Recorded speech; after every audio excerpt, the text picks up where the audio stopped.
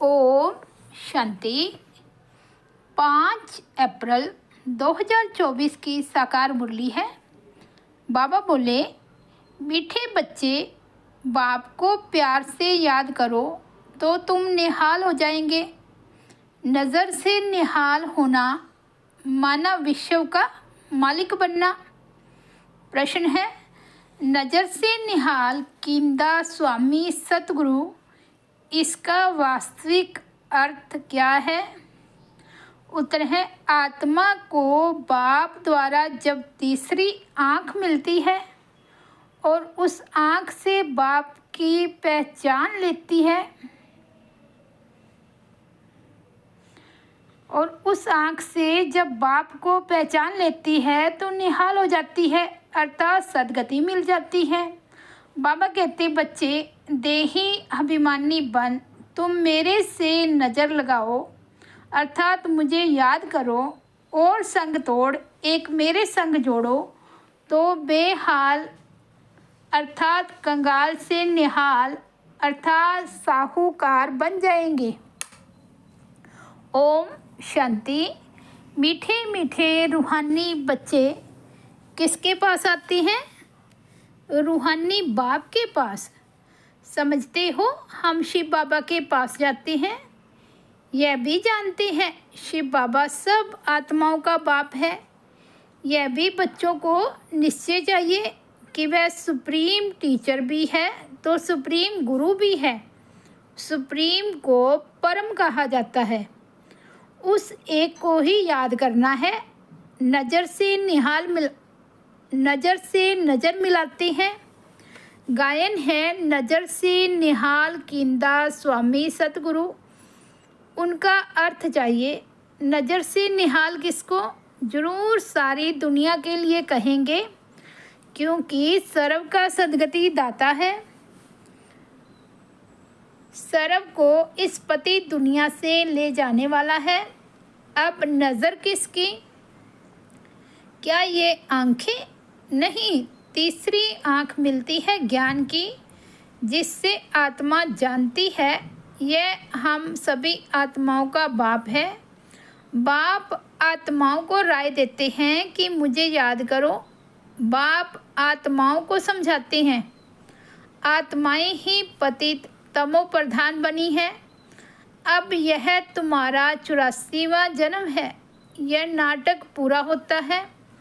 पूरा होना भी जरूर चाहिए। हर कल्प पुरानी दुनिया से नई बनती है, नई सो फिर पुरानी होती है। नाम भी अलग है। नई दुनिया का नाम है सतयुग। बाप ने समझाया है, पहले तुम सतयुग में थे, फिर पुनर्जन्म लेते 84 जन्म बिताए। अब तुम्हारी आत्मा तमो प्रधान बन गई है। बाप को याद करेंगे तो निहाल हो जाएंगे। बाप सन्मुख कहते हैं, मुझे याद करो। मैं कौन? परम पिता परमात्मा। बाप कहते हैं, बच्चे देही अभिमानी बनो। देह अभिमानी नहीं बनो, आत्म अभिमानी बन तुम मेरे से नज़र लगाओ तो तुम निहाल हो जाएंगे। बाप को याद करते रहो, इसमें कोई तकलीफ़ नहीं। आत्मा ही पढ़ती है, पाठ बजाती है। कितनी छोटी है। जब यहाँ आते हैं तो 84 जन्मों का पाठ बजाते हैं। फिर वही पाठ रिपीट करना है। 84 जन्मों का पाठ बजाते आत्मा पतित बन पड़ी है। अब आत्मा में कुछ भी दम नहीं रहा है। अब आत्मा निहाल नहीं, बेहाल अर्थात कंगाल है। फिर निहाल कैसे बने? यह अक्षर भक्ति मार्ग के हैं, जिस पर बाप समझाते हैं। वेद शास्त्र चित्रों आदि पर भी समझाते हैं। तुमने यह चित्र श्रीमत पर बनाए हैं। आश्री मत पर तो अनेक ढेर के ढेर चित्र बनाए हैं। उनका कोई एक्यूपेशन नहीं। यहाँ तो बाप आकर बच्चों को पढ़ाते हैं। भगवानों बात है तो उनकी नॉलेज हो गई। स्टूडेंट जानते हैं यह फलाना टीचर है। यहाँ तुम बच्चे जानते हो कि बेहद का बाप एक ही बार आकर वंडरफुल पढ़ाई पढ़ाते हैं। इस पढ़ाई और उस पढ़ाई में दिन रात का फ़र्क है। वह पढ़ाई पढ़ते पढ़ते रात पड़ जाती है, इस पढ़ाई से दिन में चले जाते हैं। वह पढ़ाइयाँ तो जन्म जन्मांतर पढ़ते आए। इसमें तो बाप साफ बतलाते हैं कि आत्मा जब पवित्र होगी तब धारणा होगी। कहते हैं शेरनी का दूध सोने के बर्तन में ठहरता है। तुम बच्चे समझते हो हम अब सोने का बर्तन बन रहे हैं, होंगे तो मनुष्य ही, परंतु आत्मा को संपूर्ण पवित्र बनना है। 24 कैरेट था, अभी 9 कैरेट हो गया। आत्मा की ज्योति जो जगी हुई थी वह अब बुझ गई है। ज्योति जगी हुई और बुझी हुई वालों में भी फर्क है। ज्योति कैसे जगी और पद कैसे पाया यह बाप ही समझाते हैं। बाप कहते हैं मुझे याद करो। जो मुझे अच्छी तरह याद करेंगे मैं भी उनको अच्छी तरह याद करूँगा। यह भी बच्चे जानते हैं नज़र से निहाल करने वाला एक बाप ही स्वामी है। इनकी आत्मा भी निहाल होती है। तुम सब परवाने हो, उनको क्षमा कहते हैं। कोई परवाने सिर्फ फेरी पहनने आते हैं, कोई अच्छी तरह पहचान लेते हैं तो जीते जी मर जाते हैं। कोई फेरी पहन चले जाते हैं, फिर कभी कभी आते हैं, फिर चले जाते हैं। इस संगम का ही सारा गायन है। इस समय जो कुछ चलता है उसके ही शास्त्र बनते हैं। बाप एक ही बार आकर वर्षा देकर चले जाते हैं।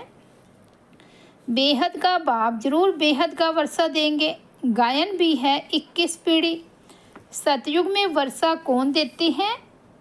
भगवान रचयिता ही आधा कल्प के लिए वर्षा देते हैं। रचना को याद भी सब उनको करते हैं। वह बाप भी है तो टीचर भी है, स्वामी सतगुरु भी है। भल तुम और किसको भी स्वामी सतगुरु कहेंगे, परंतु सत्य एक बाप ही है। ट्रुथ हमेशा ही बाप को कहा जाता है। वह ट्रुथ क्या आकर करते हैं, वही पुरानी दुनिया को सचखंड बना देते हैं। सचखंड के लिए हम पुरुषार्थ कर रहे हैं। जब सचखंड था तो और सब खंड नहीं थे, सब पीछे आते हैं। सचखंड का किसको भी पता नहीं है। बाकी जो अब खंड है उनका तो सबको मालूम है, अपने अपने धर्म स्थापक को जानते हैं। बाकी सूर्यवंशी, चंद्रवंशी और इस संगम युगी ब्राह्मण कुल को कोई नहीं जानते हैं। प्रजापिता ब्रह्मा को मानते हैं, कहते हैं हम ब्राह्मण ब्रह्मा की औलाद हैं, परंतु वह है कुख वंशावली, तुम हो मुख वंशावली। वह है अपवित्र, तुम मुख वंशावली हो पवित्र। तुम मुख वंशावली बन फिर छिछी दुनिया रावण राज्य में चले जाते हो। वहाँ रावण राज्य होता नहीं। अब तुम चलते हो नई दुनिया में, उनको कहते हैं वॉइसलेस वर्ल्ड। वर्ल्ड ही नई और पुरानी होती है। कैसे होती है यह भी तुम जान गए हो। दूसरा तो कोई की बुद्धि में नहीं है। लाखों वर्ष की बात को कोई जान भी ना सके। यह तो थोड़े समय की बात है। यह बाप बैठ बच्चों को समझाते हैं। बाप कहते हैं मैं आता ही तब हूँ जब खास भारत में धर्म गलानी होती है। दूसरी जगह तो किसको पता ही नहीं कि निराकार परमात्मा क्या चीज़ है। बड़ा बड़ा लिंग बनाकर रख दिया है। बच्चों को समझाया है आत्मा का साइज़ कभी छोटा बड़ा नहीं होता। जैसे आत्मा अविनाशी है वैसे बाप भी अविनाशी है। वह है सुप्रीम आत्मा। सुप्रीम माना वह सदैव पवित्र और निर्विकारी है। तुम आत्माएं भी निर्विकारी थी, दुनिया भी निर्विकारी थी। उनको कहा ही जाता है संपूर्ण निर्विकारी। नई दुनिया फिर जरूर पुरानी होती है, कला कम होती जाती है। 2 कला कम चंद्रवंशी राज्य था, बाई प्लांट, परंतु मिक्सअप हो जाते हैं। ड्रामा प्लान अनुसार जो कुछ होता है वह फिर रिपीट होगा। जैसे बोधियों का कोई बड़ा आया, कितनों को बौद्ध धर्म में ले गया, धर्म को बदला दिया। हिंदुओं ने अपना धर्म आपे ही बदला है, क्योंकि कर्म भ्रष्ट होने से धर्म भ्रष्ट भी हो पड़े हैं, वाम मार्ग में चले गए हैं। जगन्नाथ के मंदिर में भी भल गए होंगे, परंतु कोई का कुछ ख्याल नहीं चलता। खुद विकारी है तो उन्हों को भी विकारी दिखा दिया है। यह नहीं समझते कि देवताएं जब वाम मार्ग में गए हैं तब ऐसे बने हैं। उस समय के ही यह चित्र है। देवता नाम तो बड़ा अच्छा है, हिंदू तो हिंदुस्तान का नाम है, फिर अपने को हिंदू कह दिया है। कितनी भूल है। इसलिए बाप कहते हैं यदा यदाई धर्मस्य, बाबा भारत में आते हैं। ऐसे तो नहीं कहते मैं हिंदुस्तान में आता हूँ। यह है भारत, हिंदुस्तान व हिंदू धर्म है नहीं। मुसलमानों ने हिंदुस्तान नाम रखा है। यह भी ड्रामा में नूंद है। अच्छी रीति समझना चाहिए, यह भी नॉलेज है। पुनर्जन्म लेते लेते वाम मार्ग में आते आते भ्रष्टाचारी बन पड़े हैं। फिर उन्हों के आगे जाकर कहते हैं आप संपूर्ण निर्विकारी हो, हम विकारी पापी हैं। और कोई खंड वाले ऐसे नहीं कहेंगे हम नीच हैं अथवा हमारे में कोई गुण नहीं है। ऐसे कहते कभी सुना नहीं होगा।